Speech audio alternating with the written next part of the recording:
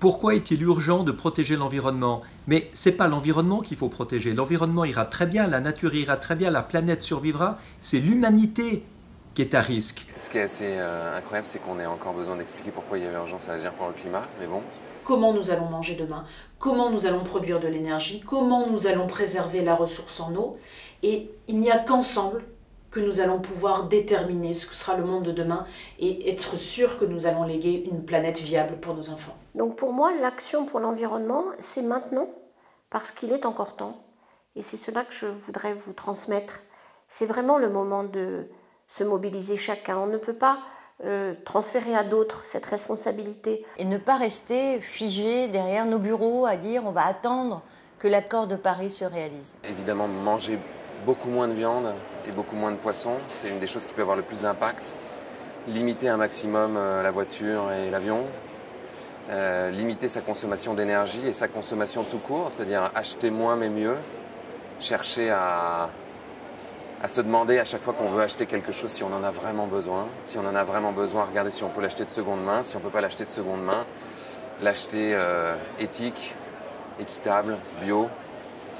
Et puis si vraiment on ne peut pas faire tout ça, aller au supermarché. Mais c'est vraiment un dernier recours. Quelles sont les raisons d'espérer?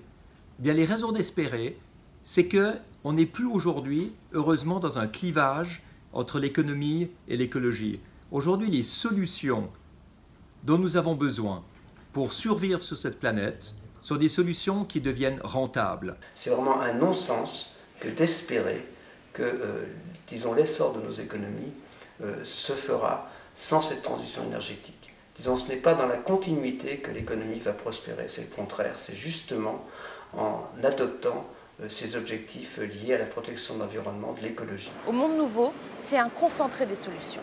Ce qui se fait de mieux dans les innovations, mais sur des thèmes très variés, sur des thèmes comme la santé, l'environnement, l'alimentation, la nouvelle citoyenneté, la mobilité douce. Qu'est-ce qui existe? Qu'est-ce qui se fait? On veut montrer qu'on peut changer, que ça peut être ludique, que ça peut être rentable, que le changement c'est facile. Donc les territoires, c'est l'endroit où ça se fait tout simplement. C'est l'endroit où ça s'imagine. C'est l'endroit où on peut négocier ensemble, où on peut trouver des consensus et trouver la force d'agir ensemble. Aujourd'hui, on a besoin de constituer un mouvement qui puisse faire pression sur les responsables politiques, qui puisse faire pression sur les entreprises et qui puisse globalement participer à réinventer un modèle économique et réinventer la société. Savez-vous où vous serez du 28 au 31 mars? Moi, je sais. Je serai au Monde Nouveau, au Forum du Monde Nouveau, à Perpignan, en Occitanie.